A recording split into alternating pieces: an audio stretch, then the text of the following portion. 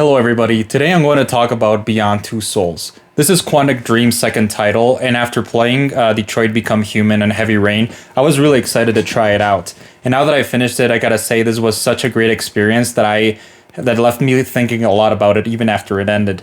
I was so absolutely amazed at the quality of the story, the characters, all the care was put into it.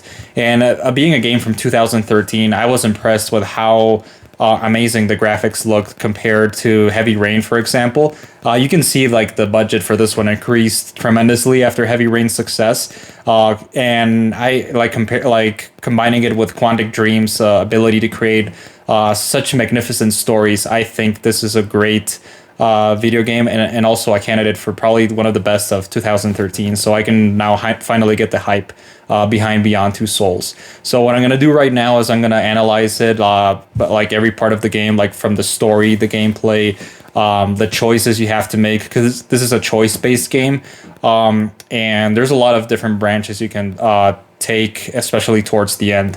So I'm gonna analyze all that and come up with my final conclusion for Beyond Two Souls. So this game is the story of Jodie, a girl who was born with fantastic powers, which she discovers that are the cause of those powers are a soul she was born attached to named Aiden. And over the course of the story, you start kind of like piecing together all the different things that happened to Jodie and realize why things are the way they are with her and her relationship with Aiden. So the first thing you notice about Beyond Two Souls is that the story is told from in different chapters all throughout Jodie's life as a coming-of-age story. So you start kind of in the middle when she's like a teenager, then you jump back and forth from her childhood to her adulthood, which becomes really intense as she joins the CIA, and then she starts discovering secrets that lead her to go on the run. And those were probably my favorite chapters, like in her adulthood. But also you kind of jump back and realize things that you didn't know before that kind of influence a lot in her, in her story, and the later chapters of her life, in her adolescence and adulthood and whatnot. So this game also stars Willem Dafoe as Dr. Nathan Dawkins. So he's kind of like in charge of the government's paranormal research division, which he is in charge of studying Jodie and her relationship with Aiden, which kind of lead him to become kind of like a father figure to Jodie. So and like throughout the course of the game, you start like noticing like his final intentions.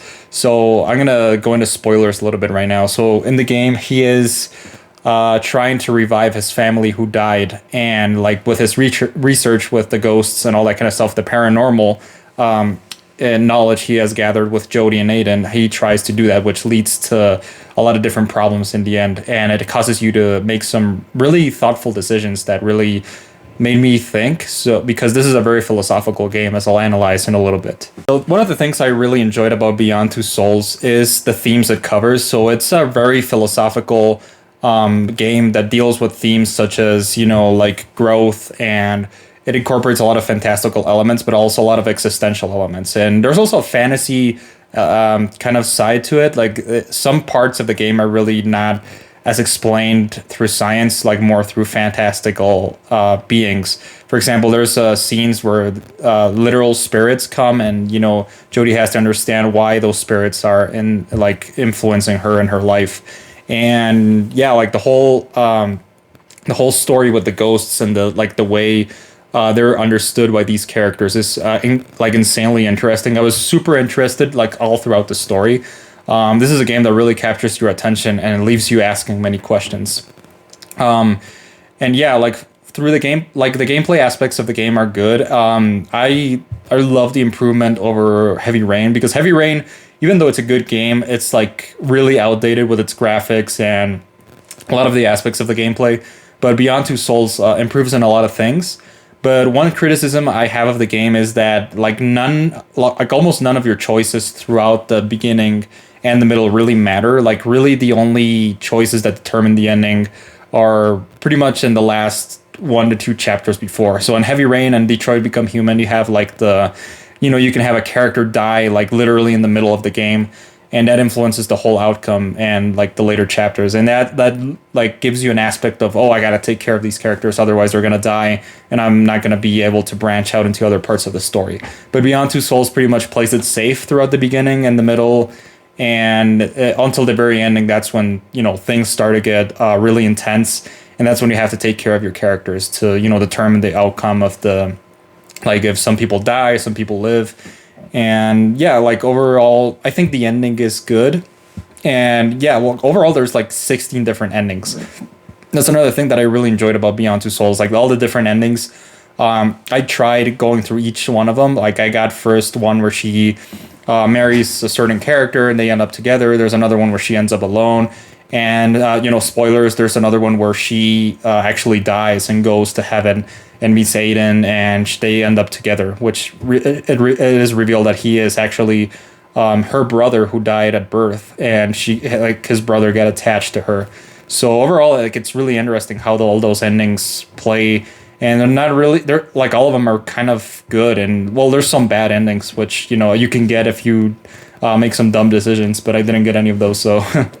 But yeah, like overall, I think this is a greatly written game. It's really powerful, really emotional, and that's why I enjoyed it so much. So yeah, in conclusion, Beyond Two Souls is a great experience. I really recommend it. I think it's gonna go down as like one of the most classic video games ever.